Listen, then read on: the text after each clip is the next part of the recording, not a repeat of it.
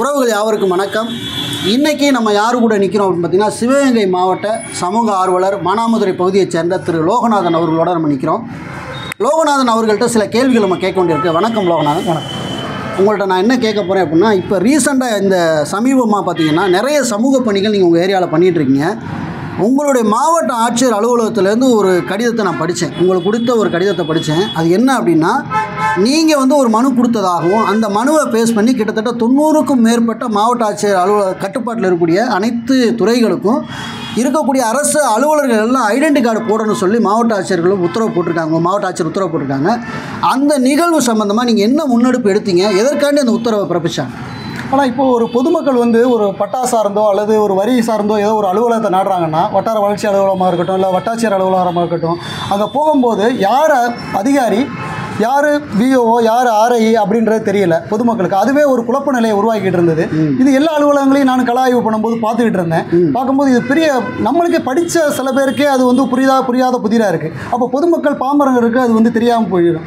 அதனால் நான் இதை ஒரு முன்னெடுப்பாக எடுத்து நேராக கொண்டு போய் கலெக்டரேட்டில் கடந்த 5/2/2025 அன்னைக்கு மண்டே பெட்டிஷன் அன்னைக்கு ஜிடிபியில் கொண்டு போய் மாவட்ட ஆட்சியர்கிட்ட போய் முறையிடுறேன். இதை பற்றி இந்த மாதிரி அடையாள அட்டை அணிஞ்சாங்கன்னா, அது அரசாணை 363 என்ன சொல்லுதுன்னா, எல்லாரும் கண்டிப்பாக அரசு அலுவலர்கள் அனைவரும் அடையாள அட்டை அணியணும்னு சொல்கிறாங்க. அதை இதுவரையும் யாருமே அது கடைபிடிக்கலை.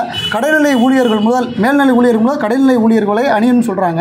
இது யார் வரையும் பின்பற்றலாமா? இதை இந்த மாவட்டத்தில் நீங்கள் இதை உத்தரவிடணும் அப்படின்னு சொல்லிட்டு அந்த நகலை கொடுக்குறேன். அவங்க கொடுத்த அடுத்த நாளே 6/2/2025 அன்னைக்கு அவங்களுக்கு கீழே செயல்படுற 90 துறை அலுவலகங்களுக்கு அவங்க ஃபார்வர்ட் பண்ணுறாங்க. ஃபார்வர்ட் பண்ணி எல்லாருக்கும் இதை உத்தரவிட்டு இதை அணிகிறதுக்கு உறுதி பண்ணி எனக்கு அதை நகலை எனக்கு கொடுங்க அப்படின்னு சொல்லி கேட்குறாங்க. சரி, அது எனக்கு தெரிஞ்ச பிறகு எனக்கு ஒரு பெரிய ஒரு இதாக இருந்தது, மகிழ்ச்சியாக இருந்தது. பரவாயில்ல, இதை உறுதி பண்ணணும். இதே ஒரு அலுவலர்கள்ட்ட கேட்கும்போது அவங்க என்ன சொல்கிறாங்கன்னா, மாவட்ட நிர்வாகம் எங்களுக்கு கொடுக்கல அப்படின்ற ஒரு குறையும் அவங்க குற்றச்சாட்டையும் வச்சாங்க. கண்டிப்பாக அது சார்பாகவும் நான் சொல்லியிருக்கிறேன். இந்த மாதிரி கண்டிப்பாக மாவட்ட நிர்வாகம் இதை கொடுக்கணும்னு சொல்லிட்டு நான் ஒரு ஊடகத்தில் பேசியிருக்கிறேன். இப்போ ரீசெண்டாக பேசியிருக்கிறேன். சரி, அது போக செயலாளர்கள் அதே மாதிரி ஊராட்சி அலுவலகங்களில் பார்த்தீங்கன்னா 10 வருஷம் 12 வருஷம் 5 வருஷம்னு சொல்லிட்டு தொடர்ந்து ஒரு ஊராட்சியில் வேலை பார்க்குறதுனால ஒரு ஊராட்சியில் லஞ்ச லாவணியம் பெறுகிறதுக்கு அதிகமான வாய்ப்பு இருக்குது. வளர்ச்சி பணிகளும் தடைபடுது, நலத்திட்டங்களும் சரியாக போய் மக்கள்கிட்ட சென்றடைகிறது கிடையாது. அதனால் 3 வருஷத்துக்கு ஒரு முறை சுழற்சி முறையில் சிவகங்கை மாவட்டத்தில் இருக்க மொத்தம் 12 ஊராட்சி ஒன்றியம் மற்றும் 445 கிராம ஊராட்சிகளையும் நீங்கள் ஆய்வு செஞ்சு அது சமயமாக 3 வருஷத்துக்கு மேலே இருக்கவங்கள சுழற்சி முறையில் மாற்றுங்க அப்படின்னு சொல்லிட்டு ஊராட்சி செயலாளர்களை கொடுத்துருக்குறேன்னா.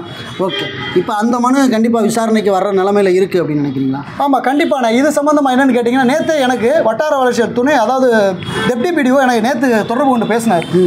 பேசி என்ன சொல்கிறாருன்னா, நேற்று இந்த மாதிரி இந்த ஊராட்சியில் வரி வசூல் ஆயிடுச்சு, இன்னும் கம்மியாக கொஞ்சம் இருக்குப்பா அப்படின்னு சொல்லிட்டு என்கிட்ட சொன்னார். சார், என்கிட்ட கொடுக்க வேண்டாம், நான் மாவட்ட ஆட்சியர்கிட்ட முறையிட்டு இருக்கிறேன்.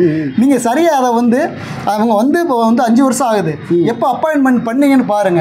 3 வருஷத்துக்கு மேலே இருக்கக்கூடாதுன்னு நான் சொல்லலை, அது அரசாணை சொல்லுது. அதை மதிங்க முதல்ல அப்படின்னு சொல்லி நான் சொல்லியிருக்கிறேன். அது விஷயமா நான் அதை பார்க்குறேன், ஆய்வு எடுத்துக்கிறேன் அப்படின்னு சொல்லியிருக்கிறேன். ரொம்ப சந்தோஷம் லோகு. நீங்கள் தொடர்ச்சியாக சமூக பணி நிறைய பண்ணிகிட்ருக்கீங்க. நாங்களும் உங்களை வாட்ச் பண்ணிட்டு தான் இருக்கோம், பார்த்துக்கிட்டே தான் இருக்கோம். உங்களோட பணிகளை ஊக்கப்படுத்திக்கிட்டே தான் இருக்கோம். இப்படி நிறைய பணிகள் செய்வதனால உங்கள் ஏரியாவில் அரசியல்வாதிகளோ அரசு அதிகார அமைப்புகள் இருந்தோ உங்களுக்கு மிரட்டல்கள் இல்லை சம்மந்தப்பட்ட உங்கள் குடும்பத்துகளுக்கான மிரட்டல்கள் இந்த மாதிரி உங்களுக்கு வருதா? அது சம்மந்தமாக நீங்கள் ஏதாவது மூவ் பண்ணியிருக்கீங்களா? கண்டிப்பாக. அது சொல்ல வேணும், நல்லது பண்ணாவே சொல்ல வேணும். நேரடியாகவும் தொலைபேசி மூலமாகவும் எனக்கு இந்த மாதிரி வந்திருக்குது. இது சமயமாக 6/11 அன்னைக்கு நான் போய் காவல் நிலையத்தில் இது ஒரு புகாரை கொடுக்குறேன். காவல் நிலையத்தில் கொடுத்த உடனே அவங்க என்ன பண்ணுறாங்க, சரி ஆன்லைனில் கொடுத்துட்டேன் சார், ஈவினிங்கே கொடுத்துட்டேன். ஒரு மாதிரி பிரச்சனை வர்ற மாதிரி இருக்கும்போது நைட்டில் அவங்க கத்தியை வச்சு மிரட்டல் பண்ணுறாங்க. அன்னைக்கு பார்த்தீங்கன்னா ஃபுட்டேஜ் கேமரா எங்கள் வீட்டில் ஓடலை.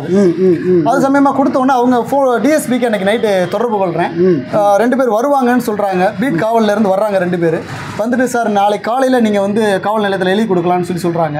அடுத்த நாள் அதே காவல் நிலையத்துக்கு போய் நான் எழுதி கொடுக்குறேன். நான் போகிறதுக்கு முன்னாடி எனக்கு ஆப்போசிட் பார்ட்டி எழுதி கொடுத்த மனு தான் அவங்க வச்சிருக்கிறாங்க. என்னோட நேர்மையான விசாரணையை அவங்க எடுத்துக்கல எனக்கு.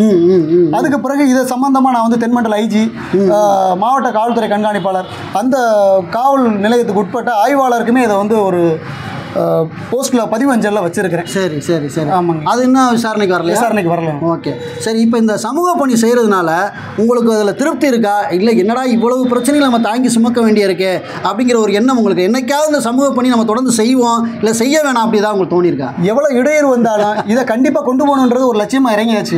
பின்னாடி வர்ற சந்ததிகள் வந்து பாதிக்கப்படக்கூடாது. இன்றைக்கே கொஞ்சம் கொஞ்சமாக ஒழிச்சு அவங்கள வந்து நல்வழிப்படுத்தணுன்றதுக்காக தான் நாங்கள் வந்திருக்கோம். இது போல பல பேர் இன்னும் வரணும்னு நான் வந்து ஒவ்வொரு நாளும் அப்படியே கிளாஸ் எடுத்துக்கிட்டு தான் இருக்கோம். நானும் ரொம்ப சந்தோஷம், மகிழ்ச்சி.